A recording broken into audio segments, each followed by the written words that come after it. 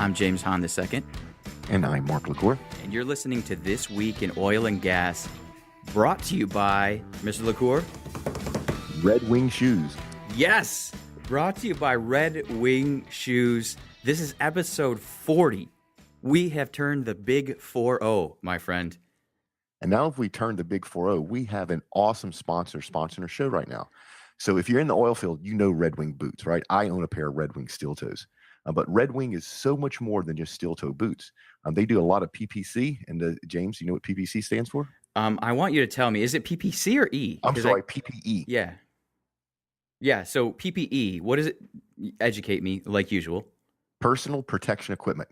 Right. So think of things like work gloves, flame-resistant clothing, FR type of stuff, safety glasses, anything that helps protect you while you're out there in the field. Red Wing, not only do they provide that sort of stuff, but it's some of the highest quality stuff in the industry. So we're very, very happy to have Red Wing as our first sponsor on This Week in Oil and Gas. Yeah, I'm very excited. I've been having a lot of really great conversations with the sales team, with all kinds of people throughout their organization. They are a fantastic organization, committed to quality, and we've said this before. We were only going to take on sponsors that we believed in, and this is one that we can thoroughly believe in. Yeah, we totally believe in them, right? There's good people doing good stuff for the oil and gas industry. Certainly. By the way, I'm James Hahn II from TribeRocket.com. We are basically a sales-driven marketing firm, I guess you could say. We're not sales trainers, but well, let me just put it this way. We're not marketers. We're sales guys who are damn good at marketing. What about you, Mark? Yeah, Mark with AMotoPoint.com. We are a market research company. So if you have a product or service and you want to figure out how to sell it into the oil and gas industry, we'd go out there and do the legwork and be able to help you figure that out. Yep, and then I would come in and help you shape that message. So we talked about Red Wing. I would love to talk about Red Wing the whole show, but this is the first Friday Q&A, but it's a little bit of a combo show because finally the people got what they want, Mr. LaCour. The people got what they want. You have given them your top 10 business drivers for 2016, so we got to start there. Yeah, we make these predictions every year, and I think the first time I did it, maybe two people listened to it. I think one was my mom, and now it's got to the point where people are reaching out to me months ahead of time, going, "Mark, damn it, when are you going to release the business driver?" So it's funny to me to see the attention to this sort of stuff grow. It's just a testament to your genius that I don't have that we'll get to in the review section. Once again. But no, let's just jump right into it because we have a lot to cover, both in terms of the drivers and in terms of the questions that people have come in with. So your number one driver is interest rates. You mean Fannie Mae mortgage interest rates? What do you mean? No, I mean federal interest rates. We actually think the Fed's going to finally hike interest rates, which is going to increase the cost of capital in the oil and gas industry. Now, if you think about that, most of the smaller operators who have hedged their business, their hedging has run out. So now you actually increase the cost of them borrowing money, which is not a good scenario in this low crude market. So unfortunately, for a lot of the smaller guys, it might be over leveraged. This is probably not something good, but we think it's a major business driver in 2016. So I don't want to answer one of the questions too early, but this is the M&A season is probably going to finally happen? In a major way? This is not one of our predictions, and we kind of need to stay on track. But we think the M&A thing is not going to hit like we thought it was for a variety of reasons. That we can do that on another show. Yeah. All right. So interest rates and over leveraged companies probably not so good for the smaller guys. And then also just reiterating the point of think long term and don't get over leveraged. Right. Operational excellence. We talk about it a lot, but it just. Well, I think, obviously more and more journalists listening to the show and just writing articles off what you're saying. So give them some articles. Yeah, so operational excellence is a philosophy on how you take all of your business and make it work together in the most efficient way possible with a culture of continuous improvement. Got started in automotive. Low crude prices are going to force especially the upstream operators to adopt operational excellence. So we think it's going to be number 2 business driver in 2016, operational excellence. So operational excellence, we've talked about operational excellence versus efficiency. Is this at the white collar level, or is this at the drill bit level? This is at the corporate level, right? This has to be developed, bought in, and sold by the executive team. So it's to go from the top of the company to the bottom of the company. And just practically speaking, what's one point of operational excellence that someone might improve? Continuous improvement. So once you increase efficiencies in whatever process it is, you're not finished. Now you start looking how to increase more. So that culture, that mindset of always looking ways to make things better is something that needs to change in this industry. Testify. All right, you got talent listed as number three, Yeah, and is it the shortage of skilled trades, or what? How do you mean? yeah, that's exactly what it is. People think there's not enough, there's too much talent in this industry because of all the layoffs, but the layoffs are only affecting upstream and the service companies that touch upstream. There's a huge shortage of skilled labor in the world in the oil and gas industry, especially around downstream. We're talking about pipe fitters, machinists, welders, and that shortage of skilled talent is going to be a business driver. Companies are going to look at major capex projects and go, you know what? I don't believe that I can get enough welders to complete this project, so I'm going to push this project out. Or I realize that I have to increase the cost of what I'm paying for welders so I can complete this project. So number three business driver in 2016 is talent. So, quick follow up on that one, sort of self serving. Mark, do you have a podcast coming out about talent and careers? I think we do. So folks out there that have been asking us for an More additional content? Yeah. we've listened. And we have another podcast coming out about careers in the oil and gas industry. Yeah, it's called the Oil and Gas Careers Podcast. At the beginning, this is the show for anyone looking for a career in oil and gas. Tell them what we did yesterday, Mark, because it We was did a a marathon. We did 5 episodes knowing that people binge listen to us. So instead of us just releasing one and you had to wait a week, we're just going to go ahead and help you out and release 5 at one time. Yeah, so the first 5, hopefully, will come out next Tuesday. We will keep you posted on that, and we'll be able to help that business driver of talent. What about export? You talking about oil exports or import No. export type So stuff? number 4 business drivers export. Now the U.S. It took me a while to see this. The U.S. Um, uses 20 million barrels of crude a day, right? 20 million barrels a day. But we actually internally don't consume 20 million barrels a day. Right now, we consume about 14. That delta, that difference, that 6 million barrels a day, we export that as refined goods. So ethylene, methanol, all the petrochemical products you can think of, we export that. And the U.S. has the largest and most robust refining capacity in the world, bar none. So I actually think this is the beginning of maybe even a new segment in the oil and gas industry, right? So maybe we no longer have upstream, midstream, downstream, and service. Maybe we have upstream, midstream, downstream, service, and export. We're going to start exporting refined goods all around the world because with the raw feedstock, the crude and natural gas, we have it cheaper here than anywhere else. And we can refine it and turn it into petrochemicals or fertilizer plastics better than anybody else in the world. So I think we're going to start supplying the world with export products. And I think that's going to be a number 4 business driver in 2016 is export business. What could someone do if they're on Google and they want to sort of track this? And I'm asking this personally because I don't want to track this story throughout the coming year. So am I just going to be searching for petrochemical export or No, the easiest thing to do, Google ethylene crackers and look at all the money being put into that. And then look at all the output of plastics of all the ethylene, and then look at the market of the U.S. It's going to be something like I think 1,500 times the needs of the U.S. So obviously, all these ethylene crackers are planning on exporting this ethylene globally because we can't use that much. Yeah, that's got to go somewhere. Well, yeah, And and these people aren't stupid. They're investing money. They have a long-term strategy. They know that this is going to be a profitable business for them to be in, is to export petrochemicals. so, just real quick, if anybody's a new listener, can you just real quick summarize? We do have still the export ban on crude oil, but this doesn't apply to the rest of the natural gas and these Right. things. So the ban only affects crude. Once it's refined, even just a little bit, it then can be exported in the U.S. So condensate is being exported right now, and the government said, okay, yes, that counts as a refined product. The way it's refined is it forms on the outside of some piping, sort of like when you have a cold glass of water and droplets form on the outside, like it sweats. That's what condensate is. So they're considering that refining. So you can't refine crude, raw crude, but you can refine refined products. And we think that's going to be a growing business driver in this industry. All right, perfect. Well, so the next one, this is so exciting. I'm going to throw this one in here because it really relates, and there's a few different questions. So we'll kind of take a pause with the few different questions. But he wants you to hit on crude prices, and I know you got crude prices coming next.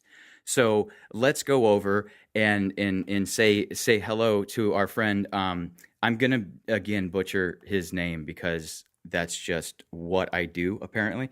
But let me pull it up right here. So thank you, Leonid Miryanov, for our very first voicemail. So we've been asking everybody to send us the voicemails. He went on the website, clicked the button. So we got our first voicemail. It ties in with your next driver. So let's just play that right now. Hi guys, thank you very much for doing this. Huge fan of the show, and huge thank you to Mark for his forecast this time last year. I wanted to start by asking about the oil price once again. Sorry, sort of that we have to come back to this, but it is obviously such a crucial matter for everybody in the business, sort of these days. You have mentioned before that you expect the prices to sort of improve by mid next year, around about, right? I was just checking out the futures curve, and the futures curve for Brent looks quite grim, and like it only starts popping up above $50 a barrel by mid 2017. So I was wondering if you could please restate your key drivers for the oil market for next year, and to sort of see where the market is coming from, and also what do you think the market is missing the most. And the second question is on deals. Do you think the deal spree is going to continue? And I would call it spree. I mean, there's been a lot of deals this year, right? Specifically, do you think Shell BG deal is going to get closed? Because it seems like BG keeps trading at a discount to the proposed Shell takeout price. So does that mean that the market is thinking that maybe there is something not quite right with the approval process, or is there something else to it? And secondly, on the smaller companies, do you think they can survive, or do they have to be bought out by the larger ones, or merge between themselves? Thank you very much, guys. Once again, Huge fan of the show, I assume he said. So thank you very much for that, Leonid. Lots of questions there, Mark. Just start with the crude, though. Yeah. So the first thing he asked was something about the curve for Brent, and Brent is the crude that comes out of the North Sea. It's actually named after a goose, and so he's talking about how a lot of the analysts out there are saying Brent's going to be relatively flat till 2017. And what did they miss that I think I caught? And it's two things. One is the increased growth in consumption in India, and the other thing is the Chinese consumption of crude has not leveled out. It's still growing, just not in the same place. So I think what's going to happen as far as the curve is we're going to stay relatively low prices with a very, very, and I mean very marginal increase in price from now through first and second quarter of 2016. And I think in third quarter of 2016, around August, prices are going to jump up to $60 a barrel. And it's going to be quick. It's going to be dirty. It's going to be fast. And once that oversupply is gone, prices are going to shoot up. And it may actually have a rebound effect. We may actually hit 75 or 80 for a little while until it settles around $60 a barrel. The next thing he asked is about the Shell BG approval, why it seems like it's taken so long. It's not really. These are two major companies that have to get approval from a lot of big governments around the world. This is just the process it takes to merge something of this magnitude. And then he also asked about the smaller players. Are they all going to get snatched up by the bigger players for low crude price? And it depends on the individual situation. We predicted last year that this would be the record year for mergers and acquisitions, and we were wrong. A lot of that money is out there sitting on the sidelines, and a lot of people think that we haven't hit rock bottom. And of course, we do at Motor Point believe we hit rock bottom. So it's going to depend on the company. There's some small companies out there, and we're going to talk about this in a job podcast, that are hiring right now in upstream because they're in a good place financially. There's some small companies and even some larger companies out there that were mismanaged from the beginning and couldn't help but make money when it was $100 a barrel, and right now they're underwater. So you're going to see some M&A activity, but I think that perfect storm that I saw coming in 2014 for 2015 just didn't happen. So I don't think we're going to have the huge M&A activity like I thought we were.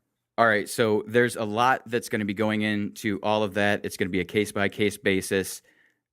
I love it, and I love the fact that we got our first voicemail. I hope we get many, many more. Let's move on. Yeah, What's come on, folks. Go to the website and James find the link and leave us a voicemail. How easy is that? Plus, you get we'll broadcast you on the air. You might get discovered by Hollywood or somebody. Hollywood, baby? Yeah. So speaking of Hollywood, they do a lot of technology out there, but not quite the technology we have here in this industry. No one has the technology we have. So what do you mean by technology? So I've never seen the adaptation of new technology happen as fast as it's happening right now, and I think that pace is going to speed up.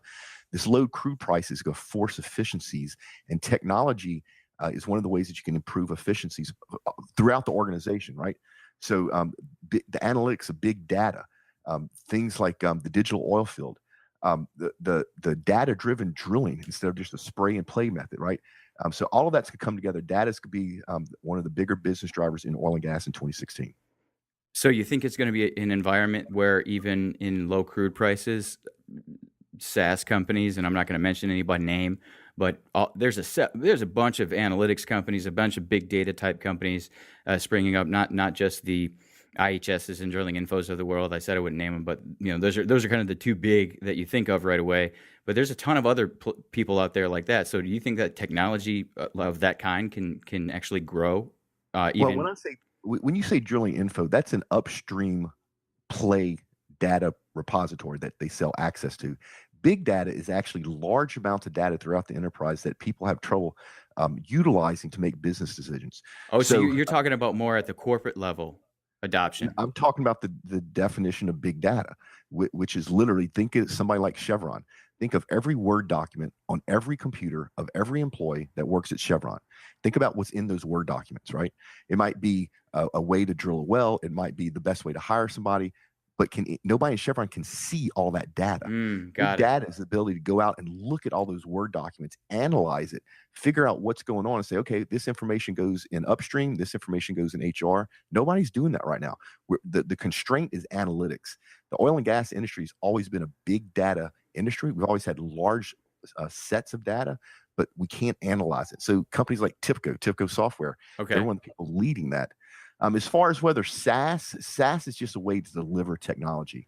A few years ago, the oil and gas industry didn't touch it because they want the technology to sit behind their firewall on their prem. Now, SaaS is making great inroads because it's efficient, right? You don't have to worry about data centers, servers, updates. Somebody else does that for you. So, but big data, especially around drilling, data-driven drilling, that's going to be big in the next couple of years because of the low crude prices. Okay, yeah, I appreciate that clarification because that's a very key distinction. Natural gas. Yeah, what can I say? It's everywhere. We have boatloads of it. It's dirt cheap. And we're doing some really cool stuff, right? So us in Europe are switching from coal-fired electrical plants to natural gas, which automatically cuts pollution by 50%. We're developing all these LNG plants. So you basically take the gas and compress it to a liquid so that you can move it. The rest of the world has a huge appetite for LNG. It's going to be a major business driver in 2016. It was a major business driver last year, and I suspect it'll be a major business driver in 2017. So let me just play the devil's advocate for the person that's sitting out there going, well, how could that be, Mark? Because natural gas prices aren't rebounding. And there was this lunatic on Forbes that said that it needed to be $6 for it to go in the Haynesville to be blah, blah, blah. Right. So, right. So how can it be a driver if the price is still so low? Because of efficiencies. People are making money at $3.50 a billion cubic foot. You can see a whole bunch of people jump into the gas business because the technologies are in place now that you can actually make good money at $3.50. Whereas just a few years ago, you needed $6 to make good money. So as you lower your costs, the price that you sell it at can be cheaper, and you can still make a good profit. Perfect. So we've talked. You even mentioned right then a couple of different things about globalization. I can't speak today, and we've talked about it before. So shifting global markets. What do you mean by that? Yeah, so things are changing in the world in the oil and gas market. So think about it.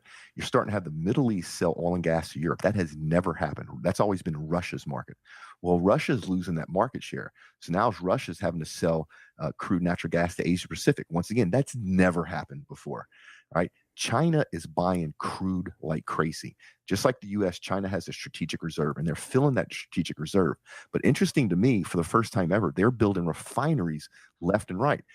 And the reason I think is they see the U.S. export business coming, and they want a piece of that. They want to be able to refine crude and export the refined products like we're doing. Even Saudi Arabia is building refineries. A lot of people may not know this, but the Middle East, even though they produce a ton of crude, they don't produce hardly any refined products, so they import their jet fuel and gasoline and diesel. Well, the Middle East is building refineries not to meet their own need, but they also see this future market export goods. So you're literally seeing global shifts in the monetization and the markets of the oil and gas industry, and that's great. Anytime there's movement like there, it's opportunity, especially for companies that can help in that area. So I'm glad you brought up one point, and I don't want to go way down this geopolitical rabbit hole, but you said Russia, and recently Russia cut off gas supply to Ukraine, and obviously that flows through Ukraine into Europe. So are they now buying that from Saudi Arabia, No, from the Middle East, or what's going what on there? happened? What happened? And the news threw it all out of proportion. What happened is Russia. What really happened is Ukraine did not pay their gas bill. And just like at your house, if you don't pay your gas bill, the gas company goes out, cut your gas off. That's what Russia did, cut their gas off. And what's really going on is some contract negotiations, right? And then the media blows it all out of proportion. It didn't affect the delivery of gas to Europe. That's still going on. It just affected what happened in Ukraine. And it's a negotiation tactics. It really is. So those terminals are still running things to Europe. Yeah, so things are still being shipped to Europe, but Europe's buying less gas from Russia than it used to. And once our LNG plants come online, they're going to buy even less gas from Russia. A lot of people, if you're my age, I was in the Marine Corps and Ronald Reagan came in office. The genius that Ronald Reagan did is he looked at the world economy. He looked at what was going in the former Soviet Union, and he goes, you know what? Yeah, maybe militarily we can keep up with them, and maybe if something happened, we could take them, but it would be horrible and ugly. How about we just cut off their income? So Reagan passed some laws with the help of Congress, and that's what had the drop in the price of crude, and it was ridiculous. I think it dropped down to $9 a barrel in the 80s. But Russia's As economy low was as 100, 4 at one point or something. I don't know. It was low. but that was on purpose. Russia's economy was 100% dependent on oil for money. So he basically bankrupt Russia, and they had to fall apart. It was genius. Now it hurt the Americans, especially the small independent operators. It hurt them a lot. But in the long run, it did something good for the world. Yeah, got rid of communism, at least in that area. Still lots of that going on. Moving on. Downstream, we talk about it a lot. Let's talk about it some more because it's the great news story of our industry right now. We had our earnings show, 2 episodes ago, where we talked about ExxonMobil downstream earnings going up over 100% year over year in Q3. So talk about your what you mean by downstream. Yeah. So just to back up and clarify that was actually ExxonMobil's international petrochemicals division that grew 100% year over year. So once again, you can see that tie into petrochemicals, international, and making money. So our number 9 business driver for 2016 is downstream. Downstream is where it's at. If you're a company and you're trying to sell stuff to oil and gas industry and you're not talking downstream, you might as well just quit. They're growing like crazy. There's money everywhere. They're spending money. They're buying stuff. They're building new facilities all over the place. So it's just crazy. Not bragging by any means, but 2014 was a record year for us. By May of 2015 of this year, we did more than we did in 2014, and all we did is take our clients and point them toward downstream. So you see the stuff in the news about layoffs and everything. That's not what's going on in downstream. Go follow the money, right? Fire. Follow the money. Yep. Hydrocarbon abundant world. What do you mean? I'm really curious about this one. Yeah, so that's number 10. For the first time, we're going to be in a hydrocarbon abundant world. So for my 20 odd years I've been in this industry, the gnawing voice in the back of everybody's head is, can we find more reserves? Can we find more oil? The growth and consumption is going up. Can we meet that growth? Is there enough? Peak oil, all that sort of stuff. Because of technology, we're going to have the opposite problem for now and for the immediate future, where hydrocarbons are everywhere. There's not a shortage of hydrocarbons anywhere. And what this is going to do is it's going to trickle through the world's economy. So a lot of third-party countries, their standard of living is going to go up because they have access to cheap energy. And then the level of education is going to go up. The level of medical care is going to go up. You can see disease and starvation start to disappear. The planet as a whole is going to benefit from this abundant hydrocarbon world. How cool is that? It's amazing. Is that due to a knowledge transfer from what we're doing here in America? Is that what's driving that? It's so that's part of it, right? So the shale plays are not unique geologically to the U.S. What's unique is our understanding of how to tap into that. That knowledge is going to start transferring. And then there's other well stimulation techniques that are out there that are new that help in conventional reservoirs. So it's our technology has allowed us to free up more hydrocarbons we can use. Awesome. We're at It 20. is awesome. It is freaking awesome. I just want to jump up and down right now, but as you know, I'm beneath my ceiling fan, so I don't want to hit my head. But yeah, Mark LaCour with his 10 drivers, brought to you by Red Wing Shoes. Let's go ahead. They're more than just shoes. Let's drop that Red Wing so that you know. Anyway, let's go over into the questions, though. We played one, but we've got plenty more to get through, and we don't want to make another hour and 10 show where James is just rambling on about his life. So RA, undisclosed company, undisclosed title. He's an operated agreements manager. Happy December. I wanted to get your thoughts on the 2016 forecast in the Appalachian Basin, up where my grandma was from. There has been fairly significant movement as far as M&A, both upstream and midstream. The word of the day in the region appears to be Utica. A few pioneering operators have had Utica test well success promoting lucrative figures in subsequent deals. What direction and duration do you foresee out of this play? Do you see Utica success drawing in another wave of out-of-region operators as the Marcellus did? Yeah, so RA, to answer your question, yes. So the neat thing about Utica is it has both. We've called it the little play that could for a while, right? Yeah, it has both liquids and gas plays, and liquids are still much more profitable, although gas is a constant need for it. The break even has gotten pretty close to, I think, about $2.30 per million cubic foot for gas. And right now it's about $3. So the profitability is there. And then there's a lot of momentum out in the Utica to build the infrastructure. And that's what is needed everywhere in the shale plays. Any place that you have constraints in infrastructure, it's hard for the operators to bring their products to market. Once the infrastructure is in place, you can actually bring the products to market, which encourages more growth. So I think you're spot on. I think we're going to see some good growth in the Utica. And on that point, and I can't remember, it's Ohio, Pennsylvania, and one more, West Virginia. They've all banded together to try and push this growth.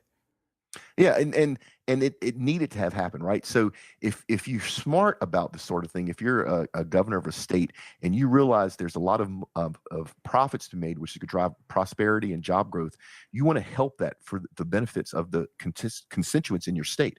So it's especially the past governor in Ohio, he did a lot of good work to help nurture the infrastructures that was needed so that operators come in and make money, which would create jobs and just good stuff all the way around.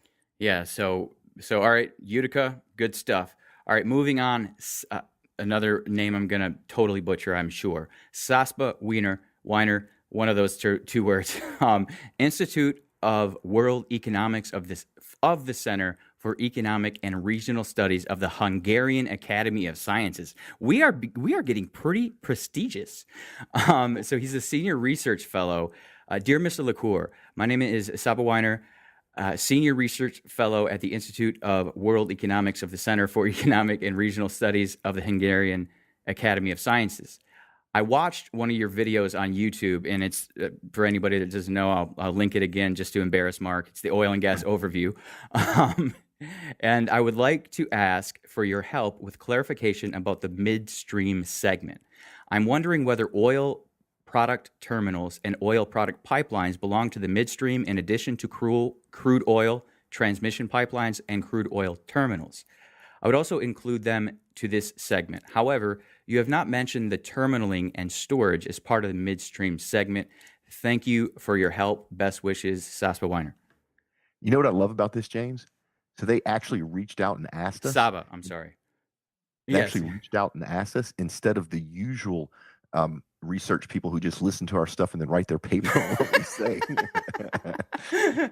So we'll give him this, and now he could go run with the research. Yeah. So to answer, this is actually a really good question. So midstream is moving crude and natural gas, just basically the transportation. So a crude oil transmission pipeline and a crude oil terminal fits in midstream. However, product terminals and product pipelines are moving the refined products of downstream. So a product terminal actually fits in downstream, not midstream, and a product pipeline fits in downstream, not midstream. Make sense? It makes a ton of sense, and I love that question because I just learned something new. Awesome. pretty straightforward. Anything else to follow up on that? I'm sorry. I said pretty straightforward. Anything else to follow up? No, I mean, I appreciate them reaching out. I hope that was helpful. All right, perfect. Cameron Hanover from Arc Products Inc. We were going to have anyone who gave us the website, arcproductsinc.com, sales consultant. Here's this question. Do you see refrac continuing to be a growing part of the industry in 2016? Will chemical or mechanical diverting win? Or will it end up being a combination of the two? Really enjoy the show. Please keep up the good work. Yeah, what a great question. So if you would have asked me this a year ago, I would have said in 2016, it's probably very few wells to be drilled and be all refracs. If you look at the production curve of a good refrac, it almost mimics the new well when it's done well. But that's not what's going to happen, because we've gotten so efficient in drilling new wells, so cheap, you can see a mix of refrac and new wells being drilled. You're not going to see one dominate the other. And as far as chemical, mechanical, it's going to depend on the play. You can see a mix of both. One will not be the majority over the other. So I believe I know chemical because just some basic knowledge that I have around that. When he says mechanical diverting, what exactly does he mean by that? That's repressurizing the well, right? Got That's pumping water and sand, putting it under pressure, causing new fractures, pumping all that stuff out and going in production. Perfect. Bart Krister, my boy, been going back and forth with him on LinkedIn. He is from Terra Guidance Sales Manager. Question. If Mark's price predictions are correct, service companies like Terra Guidance will be undergoing rapid expansion during 2016. There are many places to find resumes and post jobs, but what site or method would you recommend for finding top talent? Thanks, Bart. We just talked about this a minute ago. We have a show that might help with this, but it's not going to be a website. So what do you got? So let me kind of correct Bart just a little bit. I do love this question, though.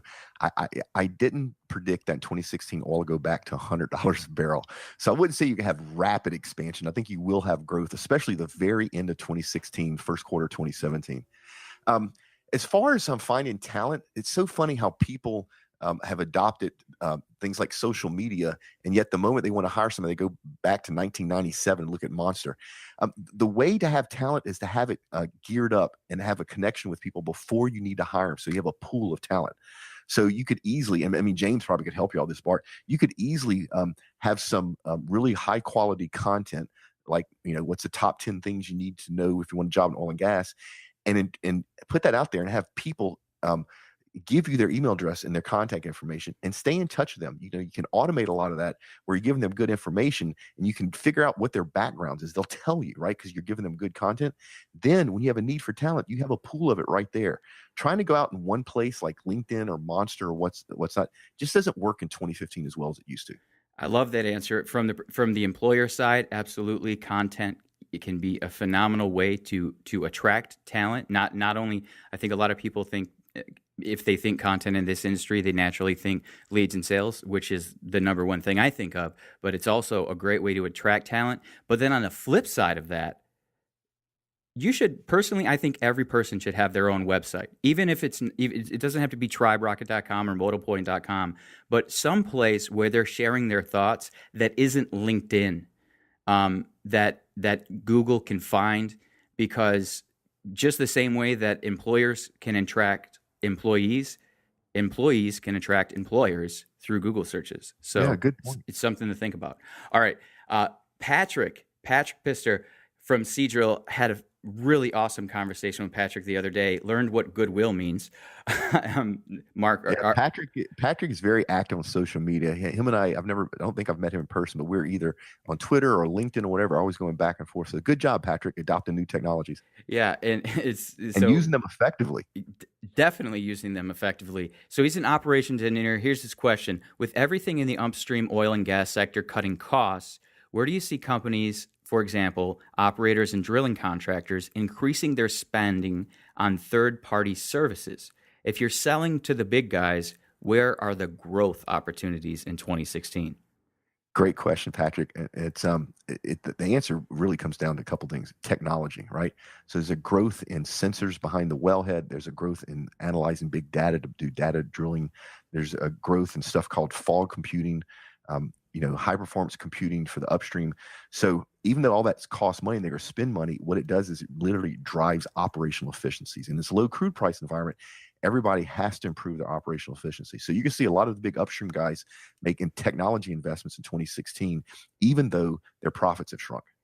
The other thing that you can see is, especially here in the US, is anything to do with water, right? Ways to use less water, ways to clean that water up, ways to put that water back into the system.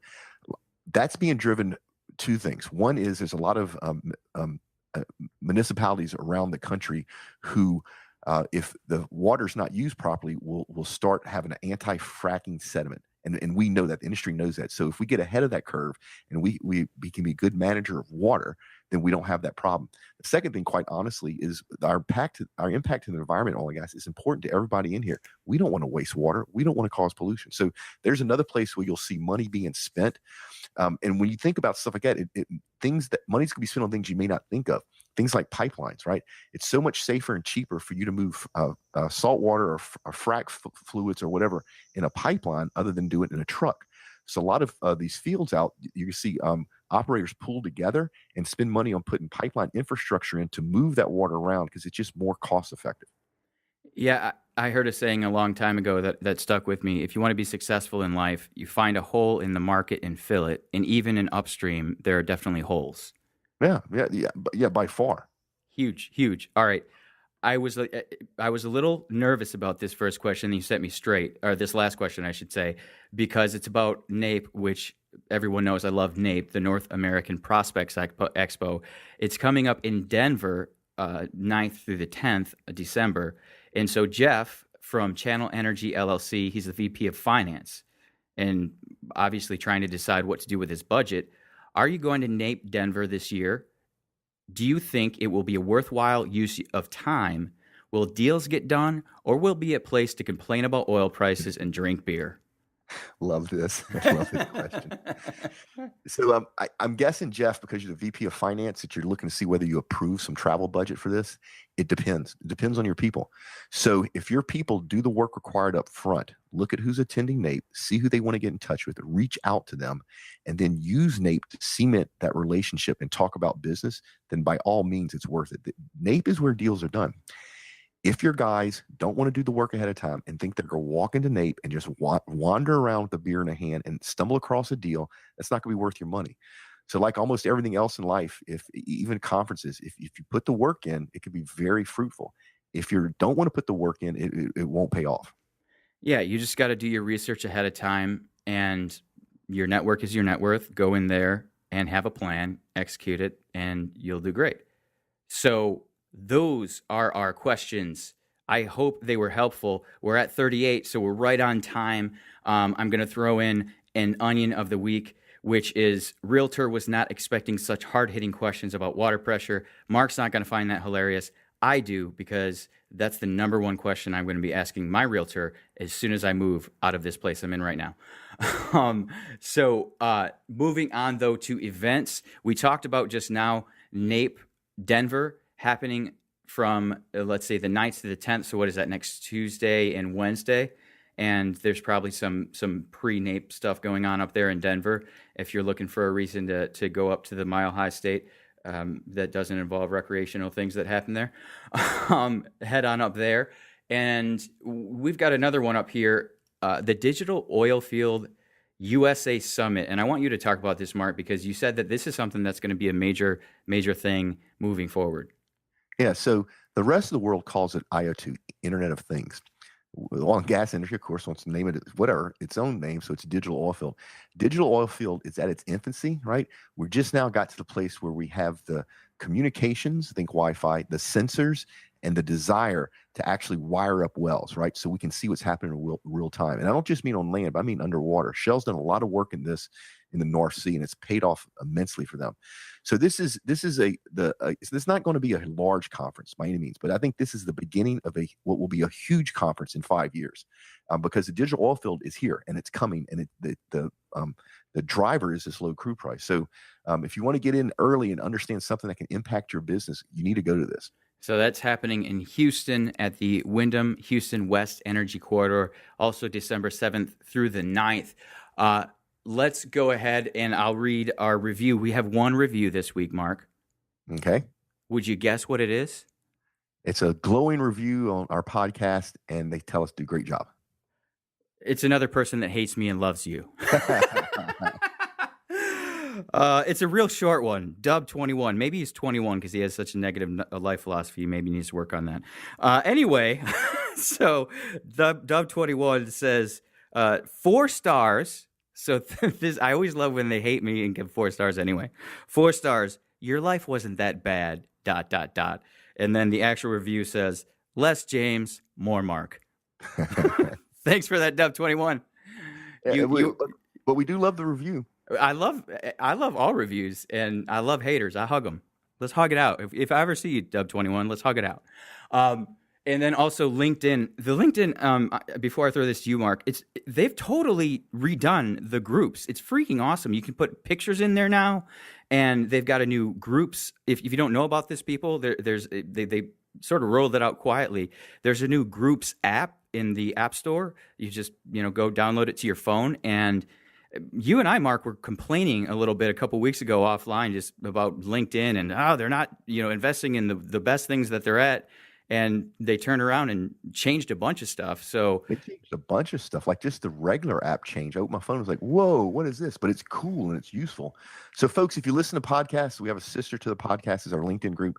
It's a way for you to interface with your oil and gas peers and actually get questions to James and I, and actually have James and I answer you. I've seen James actually help people. Just last week, just a few days ago, I was giving web design psychological tips on how to get more conversions through the colors that you use. Yeah. It's a good time. If you listen to podcasts, go join the group. You'll be glad you did. Yeah. So, and I forgot to mention, so if you would like to leave a horrible review about how much you hate me and love Mark, you can go to triberocket.com/TW reviews. And if you want to go join our LinkedIn group, we would love to have you. It's triberocket.com/LinkedIn. We got to wrap with Red Wing because I'm just fired up to be having such a great relationship going with these guys. Mark, might we have some things coming in the future from Red Wing? Yeah, so people, stay tuned. I think we're going to have some really cool giveaways, but the only way that you can get included on these giveaways from Red Wing is you have to listen to the show so you can know what's going on. Yeah, know what's going on, because I actually know what we have to give away, and it's pretty freaking awesome. Yeah, James, what's so cool about Red Wing sponsoring a podcast? I'm not sure if you know this. You know that company's like over 100 years old. I know that, and it's not only cool because I'm a huge Detroit Red Wings fan, and there's no association there other than the name, but also I grew up in Michigan. I used to go when I was a young guy, and I was talking about that on the podcast. I used to go to the Red Wing shoe store. That's where my dad got his wingtips. Right. He's out there selling. So it's this circle of life, the 360ness of it all. It's really awesome. I'm very excited. I think it's just a big honor that a 100-year-old company with the prestige of Red Wing looked at our podcast and said, you know what, we want to be a sponsor. So Red Wing, thank you. Thank you, Red Wing. Thank you, listeners, for continuing to tune in. As we said before, this is not going to be a NASCAR jacket type of a thing. We're only bringing you products and services and people that we believe in, and we're going to continue delivering the high-quality content from Mark's mouth that you've become accustomed to over the 40 episodes. 40. So we're right here at our 45-minute mark, which is perfect. Let's get out of here, Mark. All right. Do great work. Pay it forward, and we will see you next time. Go find some grease, guys.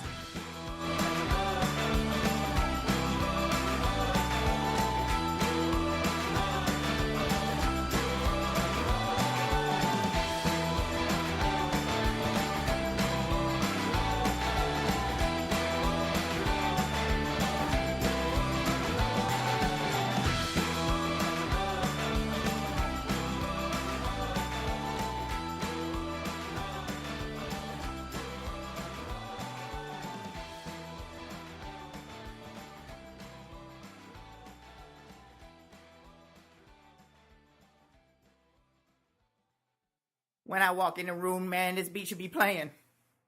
Mark, look cool, we made it.